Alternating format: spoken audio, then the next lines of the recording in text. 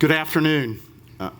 I'm Mike McFatrich from NewLeaf Symbiotics, and we're located in St. Louis. And I'm going to talk this afternoon about, the microbiome, but specifically, or more generally, about food, agriculture, which we're involved in, innovation, and how that microbiome fits into that. I'm an agronomist by training, so after the years that I've spent working with crops, and specifically early on as a plant breeder, I have a kind of a unique perspective with regard to the development of technologies, and most assuredly have been engaged with the microbiome and biologicals for a number of years, as you can tell by my sleek and white hair. Where is the... Thanks. So I think we all have come to the conclusion that there are a number of external forces coming to bear on food and agriculture. I think it's from the opening presentation this morning, the implications of those external forces broadly, sociological, regulatory, cultural, and then more hard things like plant physiology and environmental sustainability, all those things coming together that help drive an interest in the application, that's why we're here today, the application of these new technologies to the space of agriculture generally. These external forces really have influenced, obviously, trends in agriculture and the technology that comes to bear on agriculture. And as a result of that, a number of large multinational ag input suppliers have merged. And what that's done is it has really influenced and changed the way R&D portfolios, R&D research, some of the things that are developing new products and the application of new products and the utilization and marketing new products, how that all has come together and really become more of a challenge in terms of being able to address market need. I think AgFunder in 2018 said that there was, in terms of the ag input suppliers, these big ag companies, that there was about somewhere between $6 and $8 billion spent on R&D. Interestingly enough, and this is the technology the technology diversity aspect, venture capital funding in the space in that same period of time was approximately $7 billion. The difference, obviously, is the number of those entities that are engaged in technology development that's specifically targeted at agriculture in all aspects, from plant, animal, soil, and water, as well as the ability to maintain those in a sustainable manner. So, technology really begets technology from my perspective, and I think from yours as well, because what happens is as you develop more technology, there is a dialectic that evolves in terms of building upon opportunity and building upon technologies. And the service of that technology, interestingly enough, to the market. And so this is a wild collage of all the inputs, all the technology developers focused on that ag marketplace space. And since 2016, there's been a 3x increase in spending in this space in that 3-year period. That's pretty phenomenal. And it all comes to bear on the marketplace, which is facilitated by the bottom group in terms of how those contributors are enabling the development of that technology and the application. We've all heard, I think we all have. Raise your hand if you haven't. We've all heard about the 17 sustainable goals, or the sustainable development goals that the United Nations came forward with. And there are 4 highlighted here that are particularly associated with technology and agriculture and the development of it. But in our space, in the microbiome space, there are another 5 that we feel that we can influence. And I think that that's an important part of why we're NewLeaf Symbiotics are in this space for that opportunity, which I think is pretty exciting. One plug I would say in terms of where we are is earlier today you heard about the Donald Danforth Center, which in that area that we're involved in is unique in that it's an ecosystem that's pretty robust in terms of the development of being able to support technologies. And I think that is pretty beneficial. And I believe that in May they are having an ag food innovation experience in May that you may want to check out. We are, as I indicated, NewLeaf Symbiotics. We have venture capital funded, and we have a strong commitment to research in the microbiome, and specifically with a group of bacteria known as pink pigmented facultative methyltropes, and I'll talk about those in a minute. But these emtrophs are the cornerstone of the products that we're developing. We've introduced developed a number, but have introduced commercially 4 products, two in soybean, 1 in peanut, and just recently 1 in corn, applied as just seed treatment or an in-furrow product. And so you can see the commitment in terms of our commitment in terms of space funding as well as personnel, with a strong commitment to research. In that period of time of 6 years, we've generated approximately 28,000 trials in 130 plus locations over years over locations. So, we are singly focused on the emtroph, and the reason being is associated with the economics, its efficacy, and the fact that it's ubiquitous in the environment. What's interesting about an emtroph is, unlike other biologicals, or for example, rhizobia, it is truly a symbiotic relationship. The emtroph lives off of methanol, and we certainly heard earlier about methane and methanols. Lives off the methane of plants, which is a result of cell elongation and division and overall plant growth.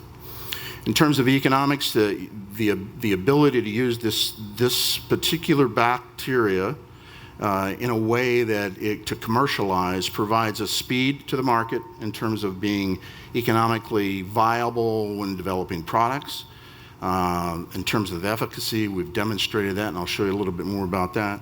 And is environmentally prudent. We are isolating, identifying, and then producing as a commercial product these emtrophs. So one of the things that's most interesting is the ability for the emtroph to colonize and be able to move and grow through the plants, which enhance the crop protection and yield aspect. I mean, 2 avenues of biostimulant and or crop protection biocontrol. So as I indicated, they're naturally occurring. They're in the environment, and the image that you see in the middle is the application of a specific emtroph, which we can recover and follow through the growth of the plant. On the seed, this was seed applied on the seed, through the plant, through the unifoliate, which is the first set of leaves, and then onto the trifoliate and meristematic tissue. And it is, again, 0 energy cost to the plant because of living off byproducts of cell elongation. So the technology, in terms of what's probably the most interesting is the roundabout way that we have been able to develop the technology, isolating from nature, identifying and using, I'll talk about in a minute, a bioinformatics platform that allows us to do some things more expeditiously, that allows us to be able to fit grower needs as well as commercial application. So they colonize the whole plant. They induce certain hormonal activities in the plant.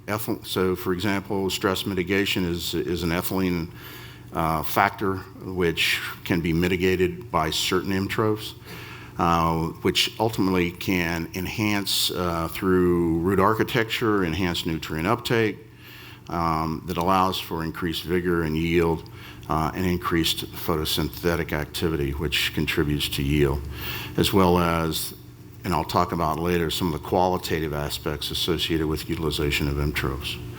And ultimately, one other area is pest mitigation. So they're fairly broad in the ability to produce and the opportunity to use them in a number of crop enhancement as well as crop protection methods.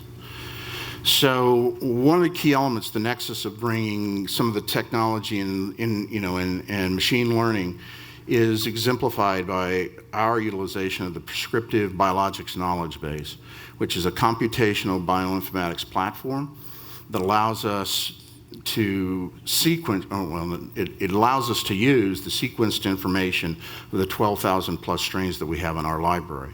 So what that means is that we're able to use this tool, this computational informatic tool, to be able to aid in the selection of strains going forward.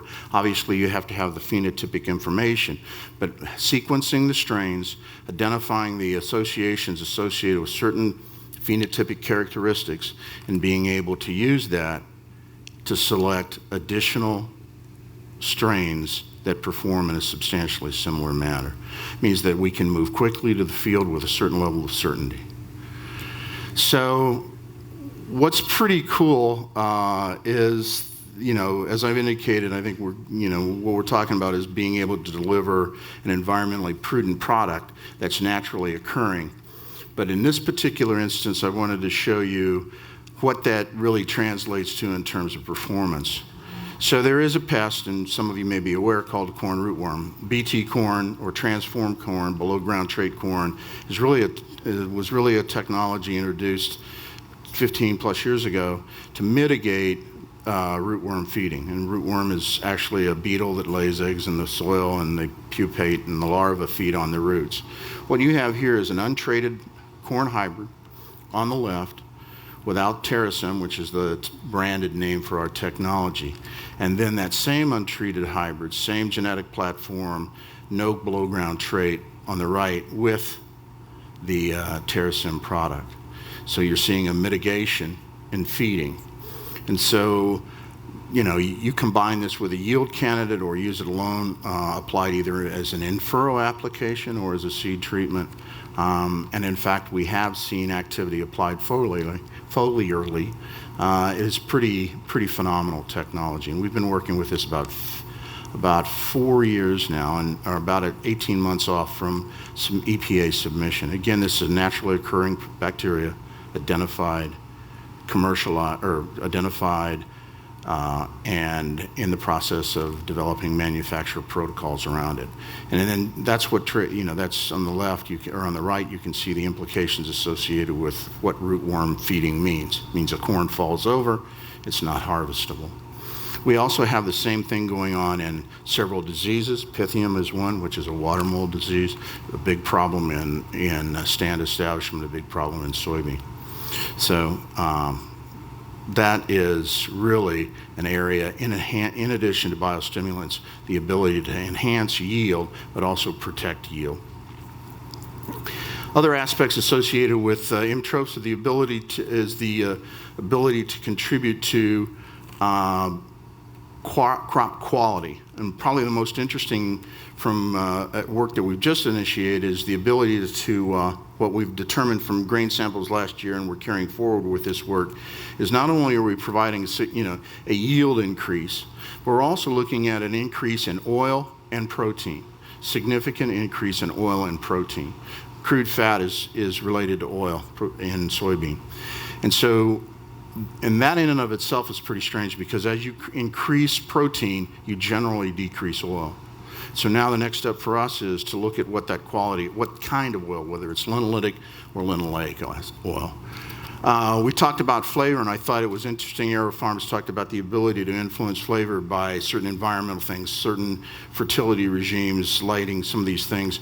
There's also work been done, and we're also doing work in the impact of flavor associated with imtroph. And probably the biggest candidate where the most work has been done is in strawberry.